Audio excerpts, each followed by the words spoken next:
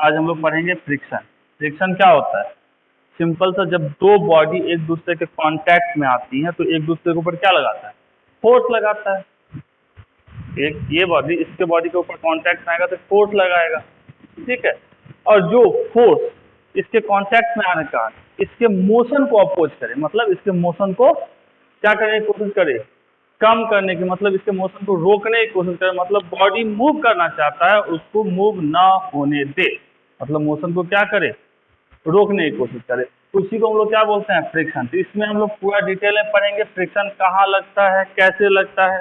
तो नॉर्मली जो फ्रिक्शंस होते हैं वो कैसे होते हैं? Opposite to the direction of motion. यदि बंदा इधर जा रहा है तो उसका फ्रिक्शन का डायरेक्शन क्या होगा? बैकवर्ड डायरेक्शन में। अब जैसे यहाँ देखते हैं, सिंपल सा डेफिनेशन समझते हैं। तो क्या है? The force of friction is parallel to the surface and opposite to the direction of motion. यदि ये हमारा कोई बॉडी है, ठीक है, ये इसका सरफेस जिसके ऊपर इसको रखा गया है। अब इस बॉडी में फोर्स लगाएंगे, लगा दिए फोर्स। फोर्स लगने के कारण ये किधर को जाएगा? इधर को जाएगा। इसके पास कुछ वेलोसिटी आ जाएगी। फोर्स लगेगा तो एक्सेलरेशन रहेगा, एक्सेलरेशन के कारण इसमें वेलोसिटी डेवलप होगी। तो ये बहादुर जिस डायरेक्शन में जा रहा है उसके अपोजिट डायरेक्शन में, मतलब कौन सा डायरेक्शन? उसके अपोजिट डायरेक्शन में सरफेस के ऊपर क्या लगेगा? एक नया फोर्स लगेगा। उसको क्या बोलते हैं? Friction force. फोर्स किस डायरेक्शन में लग रहा है? जो हमने अप्लाइड किया इस डायरेक्शन में। फ्रिक्शन फोर्स किधर लगेगा? उसके जस्ट अपोजिट डायरेक्शन में, मतलब मोशन इस डायरेक्शन में होगा तो फ्रिक्शन फोर्स का डायरेक्शन क्या होगा? उसके अपोजिट। जैसे यहाँ देखोगे तो कह सकते हैं friction force parallel to the surface. ये हमारा सरफेस है, इसके पैरेलल लगा ये फोर्स, मतलब ये फोर्स पैरेलल लग रहा है। And opposite to the direction, opposite to the किसके? Direction of motion. मोशन का डायरेक्शन क्या है? ये है। तो फ्रिक्शन फोर्स का डायरेक्शन क्या है? पीछे की तरफ है। तुम्हारा फ्रिक्शन फोर्स का डायरेक्शन पीछे की तरफ, मतलब मोशन के अपोजिट डायरेक्शन। ये हमारे क्या है? बाबा आदम के जमाने के लोग हैं, पिछले क्लास में ही पढ़े थे हम लोग।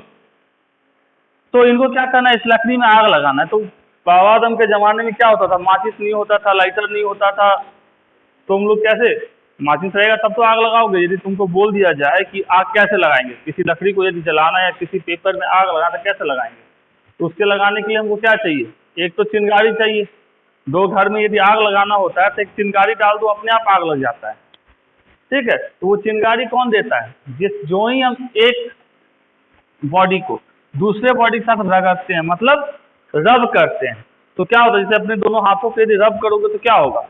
दोनों हाथ में गर्मी का एहसास होगा, मतलब हीट फील करोगे। ठंड के टाइम में क्या करते हैं? ऐसे से रगड़ते हैं तो गर्म, हाथ गर्म हो जाता है तो हीट फील करते हैं। तो इसको जब इसके साथ रब किया जाए, मतलब दोनों को रब किया जाए, तो क्या होगा? ये दोनों हीट होना शुरू होंगे। अब यहाँ क्या है? पतले पतले घास फूस रहते हैं, तो उस पर रब करने से क्या होता है? लकड़ी रहता है, लकड़ी से, ये जो लकड़ी देख रहे हो यहाँ लकड़ी है, इस लकड़ी को जो ही रब करेंगे यहाँ पे क्या होगा? हीट जनरेट होगा। हीट जनरेट होने के कारण इस घास फूस में क्या हो जाएगा? आग लग जाएगा। तो ये किसके कारण यहाँ पे आग लगी? इस लकड़ी और इस जो हमारा घास फूस है उसमें क्या हो गया? फ्रिक्शन जनरेट किया गया, जिसके वजह से इसमें क्या लग गई? आग लग गई। अब जैसे ये इस केस में बहादुर चुपचाप जा रहा था, कोई तकलीफ नहीं था, लेकिन जो ही केले के छिलके में पैर डाला, क्या हो गया? गिर गया, क्योंकि यहाँ पर फ्रिक्शन क्या हो गई? डिक्रीज कर गई।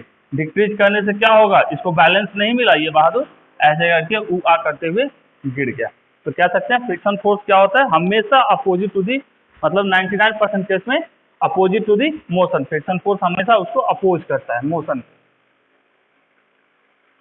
नेक्स्ट, हमारे फ्रिक्शन कहाँ कहाँ वर्क नॉर्मली करते हैं? पहला हम बात करें तो ड्राई फ्रिक्शन, मतलब एक सॉलिड बॉडी है और दूसरा सॉलिड बॉडी को जब हम एक दूसरे कांटेक्ट में लाते हैं तो वहां जो फ्रिक्शन होता है उसको क्या बोलते हैं? सॉलिड सॉलिड फ्रिक्शन कह सकते हैं या उसको ड्राई फ्रिक्शन कह सकते हैं। जैसे हम लोग जो जमीन पे चलते हैं वो क्या है? एक मेरा बॉडी, वो भी सॉलिड, अर्थ जो है वो भी हमारा सॉलिड, दोनों एक दूसरे के साथ फ्रिक्शन लगा रहे हैं, तो उसको क्या बोलेंगे? Dry friction. दूसरा फ्लूइड फ्रिक्शन। अब फ्लूइड कैसे बहता है? फ्लूइड लेयर बाय लेयर बहता है, मतलब एक लेयर दूसरे लेयर के ऊपर जो फ्रिक्शन फोर्स लगाता है उसको क्या बोलते हैं? Fluid friction. इसको हम लोग कब पढ़ेंगे? जब फ्लूइड पढ़ेंगे, जिस समय फ्लूइड पढ़ेंगे उस समय फ्लूइड फ्रिक्शन पढ़ेंगे कि एक लेयर दूसरे लेयर के ऊपर जो फ्रिक्शनल फोर्स लगाता है वहां उसको क्या बोला जाता है? विस्कोसिटी बोला जाता है। पढ़ना है। नेक्स्ट हमारा क्या, लुब्रिकेटेड फ्रिक्शन। अब जैसे कोई भी चीजें हैं, जैसे साइकिल का एग्जांपल ले लो, उसमें क्या होता है, लुब्रिकेंट यूज किया जाता है। मोटरसाइकिल क्या होता है, उसमें भी लुब्रिकेंट यूज करते हैं। क्यों करते हैं? क्योंकि वहां पर फ्रिक्शन को डिक्रीज करना पड़ता है। मतलब एक हमारा साइकिल का बॉल बेरिंग है, यहाँ पे हमारा क्या होता है, एक्सल होता है, ये हमारा क्या होता है, रिम के साथ जुड़ा हुआ रहता है, इसके अंदर क्या बॉल लगे हुए रहते हैं। तो ये बॉल, ये आउटर व्हील और ये इनर व्हील, इसके बीच में क्या है, बॉल लगा हुआ था, और इसमें क्या डाला हुआ रहता है, ग्रीस डाला हुआ जाता है, या मोबिल डाल देते हैं, जिससे क्या होता है, ये एकदम फ्रीली स्मूथली चलता है। जैसे नए साइकिल लोगे तो बहुत स्मूथ चलता है, लेकिन जो ही साइकिल थोड़ी पुरानी हो जाती है या बरसात के टाइम में निकालो, चोई चाई करना शुरू कर देता है। क्यों? क्योंकि इसके जो ग्रीस है इस दोनों के बीच में लगा वो धीरे धीरे सूखना शुरू करता है। सूखेगा तो क्या करेगा, इसके फ्रिक्शन को बढ़ा देगा। ग्रीस डालेंगे, फ्रिक्शन को क्या करेगा, कम करेगा। तो हमारा लुब्रिकेटिंग फ्रिक्शन का मतलब सॉलिड, फ्लूइड और सॉलिड। यहाँ सॉलिड कौन, ये आउटर रिम भी सॉलिड, ये हमारा जो क्या डाला हुआ है, स्फीयर डाला हुआ है, वो भी सॉलिड, ये भी हमारा सॉलिड है। इस सॉलिड और इस सॉलिड के बीच में क्या बीच में आएगा, हमारा लुब्रिकेंट आएगा, जैसे ग्रीस हो गया, मोबिल हो गया। अब टाइप्स ऑफ फ्रिक्शन की बात करें तो हमारे टाइप्स कितने होते हैं, कि स्टैटिक फ्रिक्शन, एक हमारा काइनेटिक फ्रिक्शन। स्टैटिक का मतलब क्या हुआ, बंदा स्टैटिक कंडीशन में, मतलब बंदा रुका हुआ है। अब कोई रुका हुआ है तो उसे फ्रिक्शन क्यों लगेगा, तो क्या क्यों नहीं लगेगा। अब जैसे ये हमारा एक सरफेस है, इस पे एक हम बॉक्स को रखे, ये कितने केजी का है, मान लो 100 केजी का है, ये सरफेस है, इसको हम फोर्स लगा के खींच रहे हैं, 100 केजी हमसे तो खिंचाने से रहा, मतलब यहाँ पे क्यों नहीं खींच पा रहा है, क्योंकि इसको कोई ना कोई अपोजिट डायरेक्शन में जितना हम फोर्स लगा रहे हैं उतना ही कोई अपोजिट डायरेक्शन में फोर्स लगा रहा होगा, इक्वल अमाउंट पे। यदि हम, मेरी पावर इतनी ताकत है कि हम 50 केजी का ही बंदूक को खींच सकते हैं, या हम कह सकते हैं मान लो हम 50 न्यूटन का फोर्स इस साइड लगा सकते हैं। तो ये कब रुका रहेगा, जब तक इसको अपोजिट डायरेक्शन में इक्वल फोर्स मिल रहा होगा तो ये क्या होगा, रुका रहेगा। अपोजिट डायरेक्शन में ज्यादा फोर्स मिलेगा तो क्या होगा, इस साइड चलना शुरू कर देगा। तो बॉडी अभी भी क्या है, फोर्स लगने के बावजूद भी रेस्ट में। रेस्ट का मतलब क्या है, बॉडी के ऊपर इक्विलिब्रियम कंडीशन में है, मतलब जितना राइट हैंड साइड लग रहा है उतना ही लेफ्ट हैंड साइड फोर्स लग रहा है। तो कह सकते हैं बॉडी हमारा क्या है, रेस्ट में है, मतलब फोर्स तो लग रहा है, बॉडी मोशन में नहीं है, फिर भी अपोजिट डायरेक्शन में हमारा फोर्स लग रहा है, उस फोर्स को क्या बोलते हैं, फ्रिक्शन फोर्स। तो ये बॉडी रेस्ट में है, मतलब नो मोशन, मोशन नहीं है, फोर्स लगा, फ्रिक्शन फोर्स जस्ट ये इस डायरेक्शन में लग रहा है, फ्रिक्शन फोर्स इसके अपोजिट डायरेक्शन में डेवलप हो रहा है। तो इसको हम क्या बोलेंगे, स्टैटिक फ्रिक्शन। और काइनेटिक फ्रिक्शन, काइनेटिक फ्रिक्शन का मतलब क्या है, बॉडी हमारा किस में आ जाए, मोशन में आ जाए। मोशन का मतलब क्या, बॉडी पर हमने फोर्स लगाया, अब हमारे पास क्या है, अब हमारे पास एक बॉडी है, इस पे हमने क्या किया, 50 न्यूटन का फोर्स लगा दिया। ये कितने का बॉडी था, 5 केजी का कोई बॉडी था। जो ही फोर्स लगाएंगे इस साइड से जाना शुरू कर देगा, तो अब ये क्या हो गया, मूव करना शुरू कर दिया। तो मतलब इस समय भी इसके अपोजिट डायरेक्शन में फोर्स लग रहा होगा, उसको क्या बोलेंगे, फ्रिक्शन फोर्स। लेकिन ये फ्रिक्शन फोर्स क्या होगा, 50 न्यूटन से कम होगा, इसलिए बॉडी इस साइड जाना शुरू कर दी। कब नहीं जाता, जब दोनों साइड इक्वल फोर्स होता है, ये भी F ये भी F।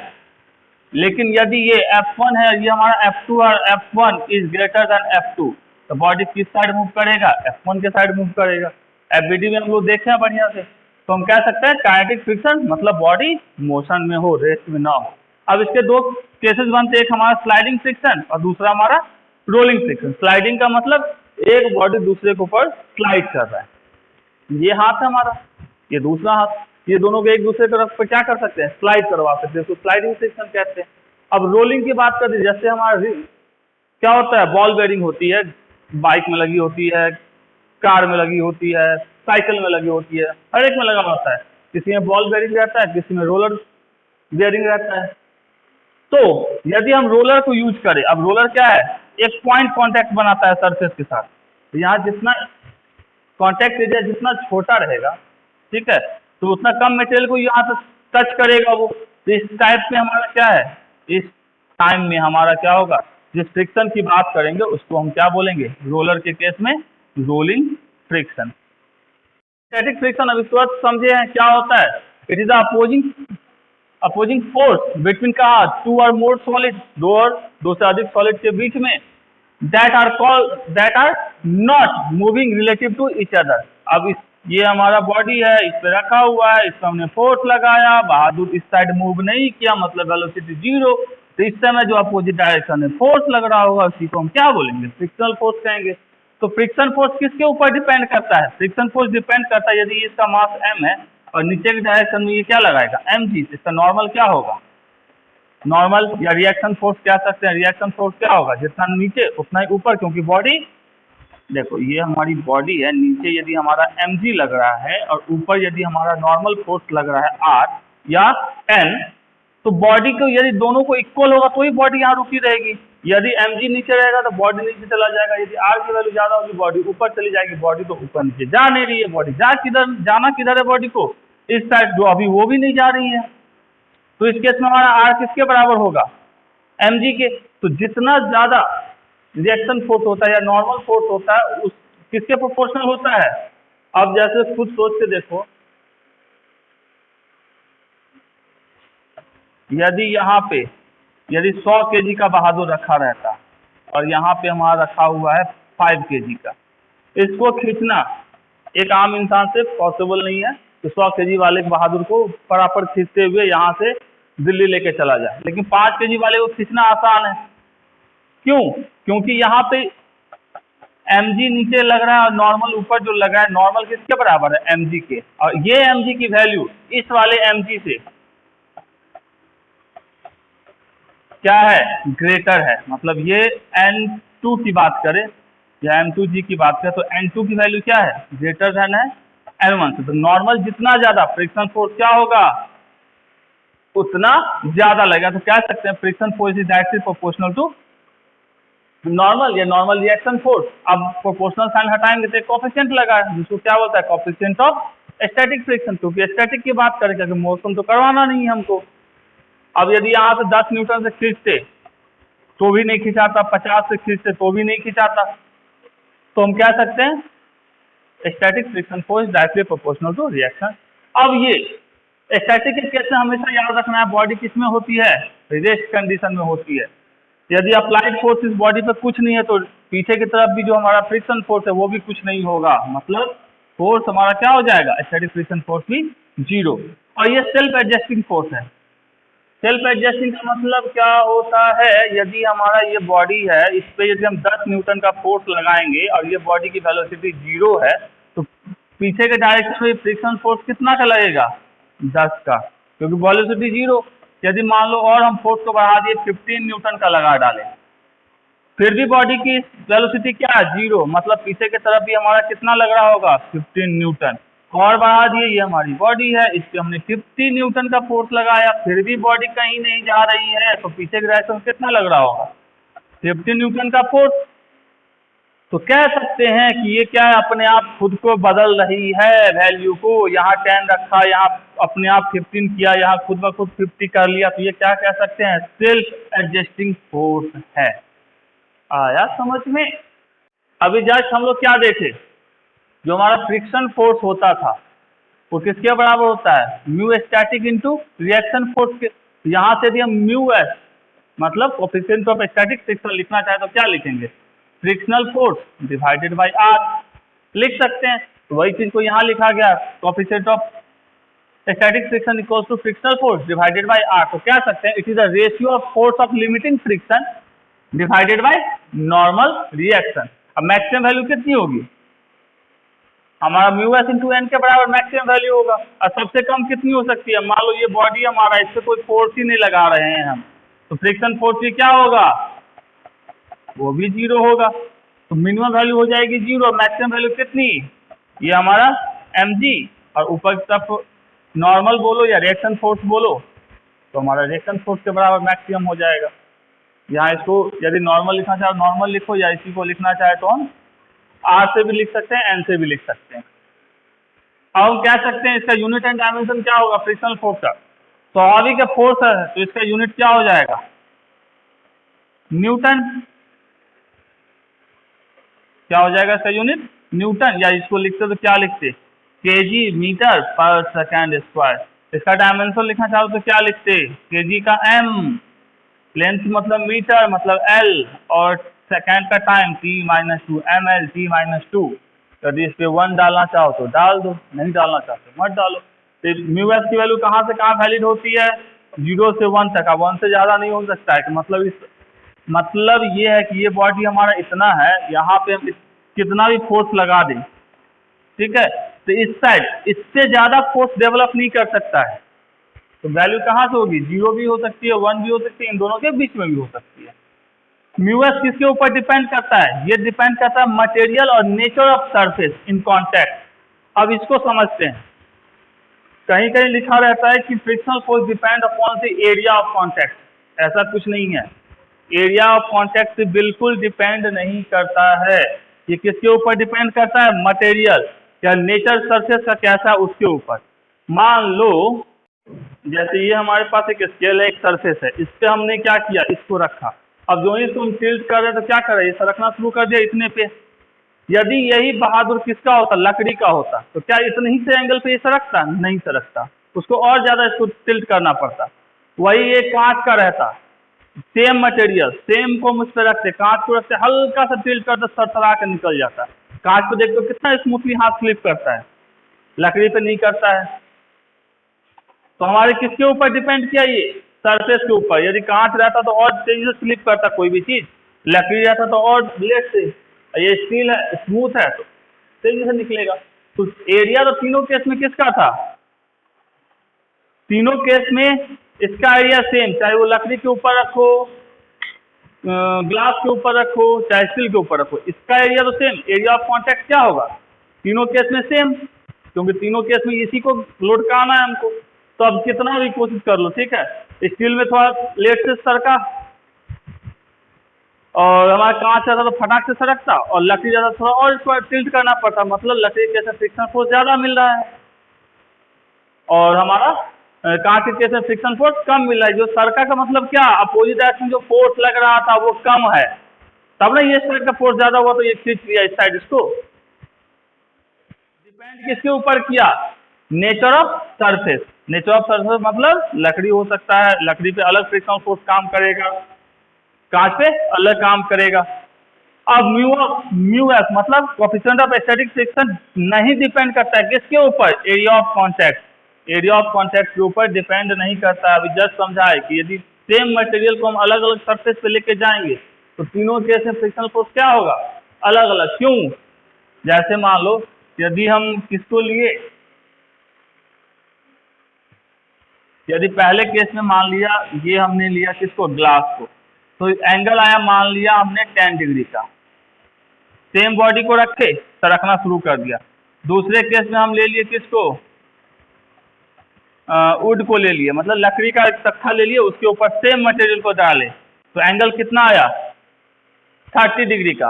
अब ये 30 डिग्री जब आएगा तो जाके ये सरकेगा। वह स्टील रहता हमारा, उस टाइम हमारा एंगल कितना आया था, मान लिया 20 डिग्री। सेम मटेरियल रहता, सेम, ये हमारा क्या है, सेम है तीनों में, ये वाला बंदा, ये वाला बंदा, ये वाला बंदा सेम है। एरिया ऑफ कॉन्टैक्ट में तीनों में क्या है, सेम है, लेकिन तीनों में एंगल अलग अलग मिल रहा है। मतलब इस केस में क्या था, बहादुर को पीछे से खींचने वाला क्या था, F1, ये छोटा है। इस केस में पीछे से खींचने वाला क्या है, काफी मजबूत बहादुर है, इसलिए ये इधर सरकने नहीं दे रहा है। और इस केस में क्या, इन दोनों के बीच में है पीछे से खींचने वाला। तो क्या सकते, एरिया ऑफ कॉन्टैक्ट पे डिपेंड नहीं करता है। अब लिमिटिंग फ्रिक्शन, लिमिटिंग फ्रिक्शन को समझते हैं। लिमिटिंग का मतलब क्या होता है, किसी भी चीज की लिमिट।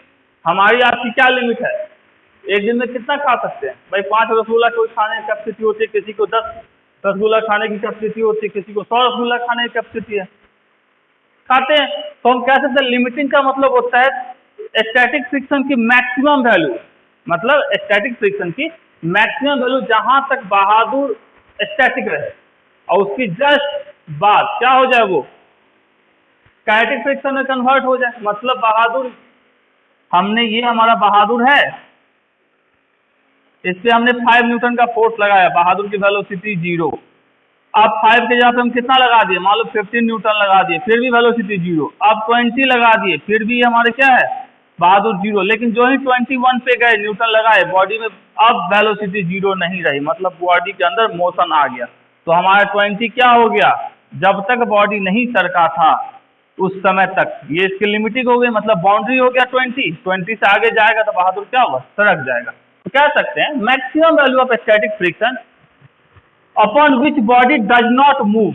मैक्सिमम वैल्यू मतलब 5 पे नहीं, 15 पे नहीं, 20 पे नहीं, 20 से जो ही आगे चला तो बॉडी क्या हो गई, काइनेटिक फ्रिक्शन में आ गई, मतलब 20 तक क्या था, स्टैटिक था।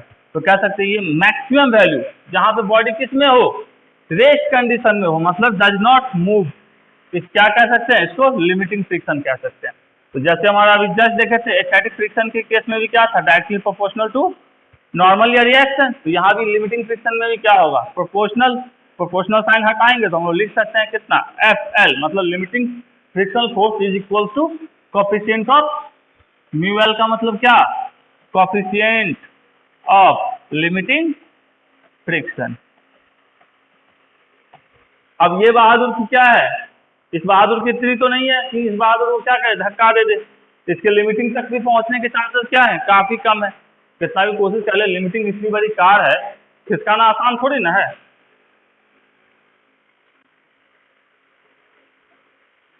अब काइनेटिक फ्रिक्शन की बात करें तो काइनेटिक फ्रिक्शन का मतलब क्या, बॉडी चलना शुरू कर दे, मतलब बॉडी रुकी हुई ना रहे, मतलब रेस्ट में ना रहे, मतलब वेलोसिटी 0 ना हो, उस केस की बात करेंगे हम लोग किसमें, काइनेटिक फ्रिक्शन में। तो कह सकते हैं when two objects are moving relative to each other, एक बहादुर हमारा ये सरफेस, एक ये, इस पे हमने फोर्स लगाया, बहादुर क्या कर दिया, इस साइड मूव करना शुरू कर दिया, वेलोसिटी मतलब नॉट 0।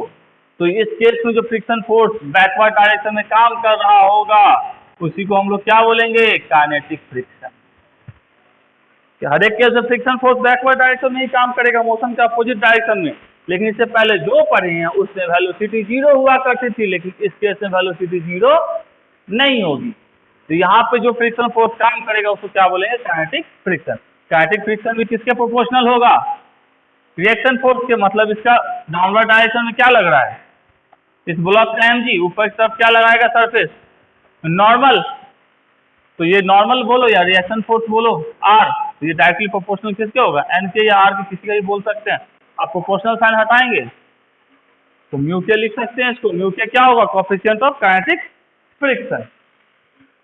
अब kinetic friction is always lesser than the limiting friction, ये कह रहा है कि काइनेटिक फ्रिक्शन क्या होता है, वो always lesser than the limiting friction, मतलब लिमिटिंग फ्रिक्शन से हमेशा काइनेटिक फ्रिक्शन क्या होगा, छोटू होगा, मतलब लिमिटिंग फ्रिक्शन बड़ू सा होगा, काइनेटिक फ्रिक्शन छोटू सा होगा। ऐसा कैसे, कैसे ये पता चलेगा ऐसा होता है।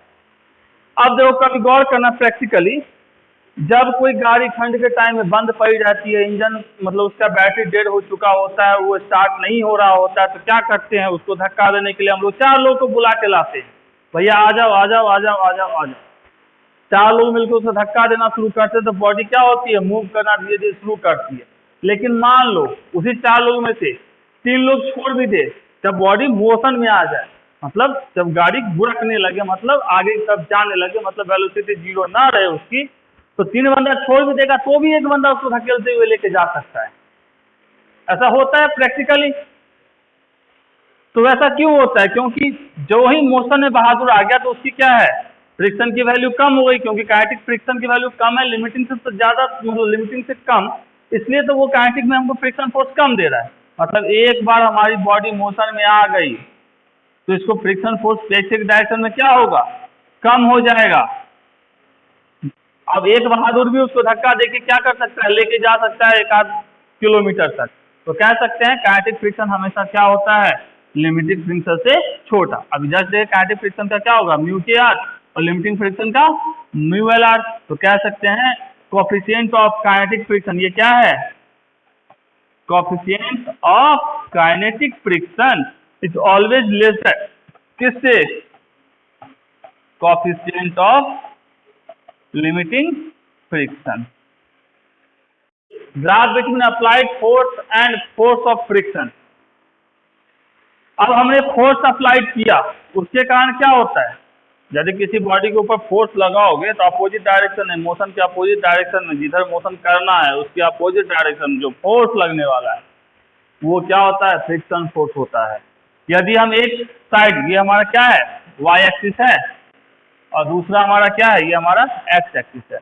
तो वाई एक्सिस पे हमने क्या लिया, फोर्स ऑफ फ्रिक्शन को, फोर्स ऑफ फ्रिक्शन मतलब फ्रिक्शनल फोर्स, और एक्स एक्सिस पे क्या ले लिए, अप्लाइड फोर्स को, मतलब ये हमारी बॉडी है, इस डायरेक्शन में हमारा क्या लग रहा है, अप्लाइड फोर्स जो हम लगा रहे हैं, अपोजिट डायरेक्शन में क्या लग रहा है, फ्रिक्शन फोर्स। तो इस फ्रिक्शन फोर्स को वाई एक्सिस पे, और अप्लाइड फोर्स मतलब जो हम लगाएंगे किसी बॉडी के ऊपर उसको एक्स एक्सिस पे। अब जो ही फोर्स लगाए, मान लो शुरुआत की 1 न्यूटन से, बॉडी नहीं खिसकी, ठीक है, तो फ्रिक्शन फोर्स भी क्या होगा, 1 न्यूटन का यदि बॉडी नहीं खिसकी, 1 न्यूटन का फोर्स लगाए तो स्वाभाविक सी बात है अपोजिट डायरेक्शन में भी 1 न्यूटन का फोर्स लग रहा होगा, तब तो बॉडी आगे नहीं जा रही है। तो इक्विलिब्रियम में पढ़े थे इक्वल एंड अपोजिट फोर्सेज, क्या बोले, किसी बॉडी पर लग रही हो तो बॉडी रेस्ट में रहता है। तो बंधु यदि 1 न्यूटन का हम फोर्स लगाए, अप्लाइड फोर्स 1 न्यूटन का लगा, तो फ्रिक्शनल फोर्स भी कितने का लगेगा, 1 न्यूटन का लगेगा, क्योंकि बॉडी चल नहीं रही है। फिर हम क्या किए, इस पर दूसरा फोर्स लगाए, मान लो 5 न्यूटन का लगा डाले फोर्स, फिर भी बॉडी नहीं चल रही है, तो अपोजिट डायरेक्शन में कितने का लग रहा होगा, इसका मतलब है अपोजिट डायरेक्शन में कोई बहादुर होगा जो 5 न्यूटन का फोर्स खींच रहा होगा, बॉडी नहीं चलेगी। यही करते करते हम लोग यहाँ मान लो पहुंचे, तो भी कितना अप्लाइड फोर्स, उतना ही फ्रिक्शन फोर्स, बॉडी अभी तक चल नहीं रही है। तो यहाँ से यहाँ तक क्या हो गया, बहादुर स्टैटिक फ्रिक्शन का केस में रहेगा, कह सकते हैं हमारा स्टैटिक फ्रिक्शन का केस चलेगा, मतलब फोर्स लगाते जा रहे हैं, फोर्स बढ़ा रहे हैं, अप्लाइड फोर्स, तो फ्रिक्शनल फोर्स भी बढ़ते जा रहा है। लेकिन एक समय आएगा जब ये मैक्सिमम वैल्यू पे पहुंच जाएगा, इसको हम लोग क्या बोलेंगे, लिमिटिंग फ्रिक्शन। स्टैटिक फ्रिक्शन का मैक्सिमम वैल्यू हमको क्या देता है, लिमिटिंग वैल्यू देता है, मतलब मैक्सिमम वैल्यू। और उसके बाद अभी जस्ट समझे हैं, गाड़ी को एक बंदा भी धक्का दे सकता है, एक हाथ से भी धक्का दे सकता है, तो उसकी वैल्यू क्या हो गई थी, काइनेटिक फ्रिक्शन की वैल्यू लिमिटिंग फ्रिक्शन से कम। तो मतलब ग्राफ हमारा क्या हो गया, नीचे आ गया, मतलब अप्लाइड फोर्स बढ़ाए, फ्रिक्शन फोर्स की वैल्यू क्या हो गई, कम हो गई। अप्लाइड फोर्स बढ़ा रहे हैं, फ्रिक्शन की वैल्यू की क्या हमारी है, कम हो गई, मतलब आसानी से कोई बहादुर से खींच सकता है, कब, जब वो अपने लिमिटिंग फ्रिक्शन पे चला जाए, तो इसको क्या बोल सकते हैं, काइनेटिक फ्रिक्शन।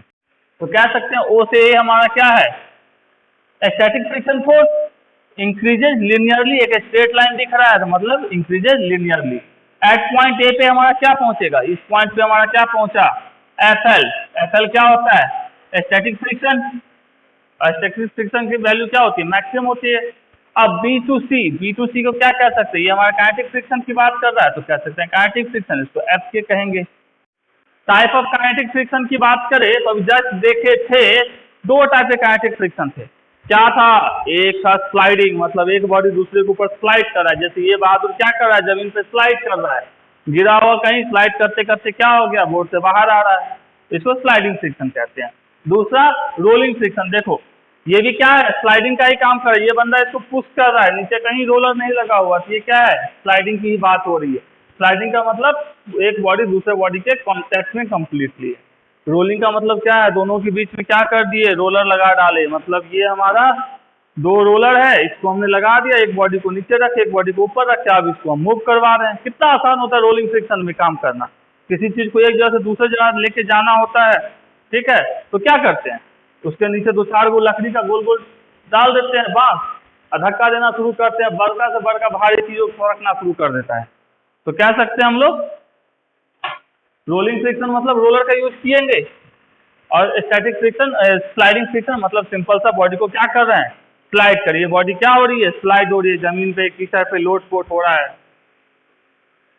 स्लाइडिंग में व्हेन एन ऑब्जेक्ट या one body is sliding over the surface of the another body, एक बॉडी, ये हमारा क्या है, एक बॉडी है, एक जमीन जो हमारा क्या है, ये दूसरी बॉडी है, ये पहली बॉडी, ये दूसरी बॉडी। जब एक बॉडी दूसरे बॉडी के ऊपर जब क्या कर रहा हो, स्लाइड कर रहा हो, स्लाइडिंग का मजा ले रहा हो। जैसे देखते हो ना, बचपन में हम लोग एक सरकने वाला झूला हुआ करता था, उस पर बैठ जाते थे, सड़क से नीचे चले जाते थे, बड़ा मजा आता था, वो भी हमारा स्लाइडिंग ही है। क्या कर रहा हो, स्लाइड कर रहा हो, किसके ऊपर, अदर बॉडी के ऊपर, इसको क्या बोलेंगे, स्लाइडिंग फ्रिक्शन। स्लाइडिंग फ्रिक्शन के टर्म में काम क्या होता है, जैसे देखोगे ये हमारी एक बॉडी है, ठीक है, ये वाली क्या है, एक बॉडी है, ये इसके साथ क्या है, कांटेक्ट में, इस सरफेस के साथ इसका नीचे का जो सरफेस है वो कांटेक्ट में है। तो कोई भी सरफेस इतना स्मूथ नहीं हो सकता है कि एकदम जैसा दिख रहा है कि एकदम प्लेन है, तो मतलब वो प्लेन ही हो। कांच में भी थोड़ा थोड़ा क्या होता है, खुरदरापन होता है, कह सकते हो थोड़े से। तो ये हमारे क्या है, ये ऊपर वाली बॉडी का डायग्राम है। अब एकदम माइक्रोस्कोपिक लेवल से देखा गया, माइक्रोस्कोप लगा के, तो इसमें दिखा भैया इसका डायग्राम कुछ इतना खुरदरापन है, और इसमें क्या है नीचे वाले में, ये भी खुरदरापन है। अब जब दोनों एक दूसरे के ऊपर से चलेगा तो क्या करेगा, ये वाला बहादुर इस वाला बहादुर को रोकेगा, ये वाला इसको रोकेगा। अब इसको आगे पीछे जाने नहीं देगा, क्यों, क्योंकि इसमें जाकर फंस गया, इसके वाले सरफेस के गैप में इस सरफेस का बहादुर फंस गया। तो अब क्या करेगा, अब उसको तोड़ने के लिए हमको फोर्स लगाना पड़ता है, तो वही तो काम करता है।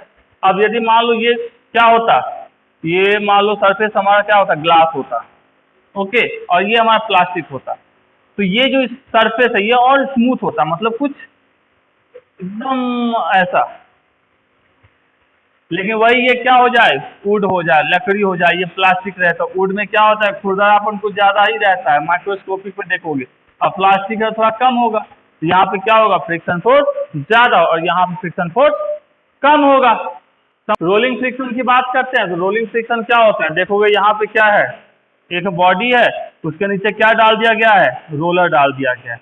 तो अब इस पे जो ही हम फोर्स लगाएंगे तो बॉडी आसानी से स्लाइडिंग के रिस्पेक्ट में क्या होगा, बहुत ही आसानी से क्या करेगा, इस साइड जाना शुरू कर देगा। जब मोशन इस तरफ है तो फ्रिक्शन फोर्स का डायरेक्शन क्या, मोशन के अपोजिट डायरेक्शन, इस डायरेक्शन में फ्रिक्शन फोर्स लगेगा। जैसे ये जो इतना बड़ा शिप देख रहे हो, इस शिप को एक जगह से दूसरी जगह स्लाइड किया जा सकता है, नहीं किया जा सकता। यहाँ देख रहे हो कि बड़े बड़े रोलर रखे हुए हैं, ये क्या है, रोलर है। अब क्या किया जाता है, शिप को एक जगह से दूसरी जगह मूव करवाने के लिए, कि ये रोलर के ऊपर से उसको बुझाया जाता है, मतलब इस रोलर पे रहेगा, रोलिंग फ्रिक्शन होगा, बहादुर इजिली आगे बढ़ता रहेगा। यदि रोलर नहीं रहता, इस मट्टी के ऊपर मान लो इसको हम लेके जाते, कोई खिसका सकता है इसको, कितना क्रेन कितना क्या लगेगा तो भी ना खिसकेगा, छोटा सा जहाज है। ये रोलर क्या करेगा, इसको रोलिंग फ्रिक्शन प्रोवाइड करेगा। रोलिंग फ्रिक्शन क्या होगा, कम होगा, किसके रिस्पेक्ट में, स्लाइडिंग फ्रिक्शन के रिस्पेक्ट में।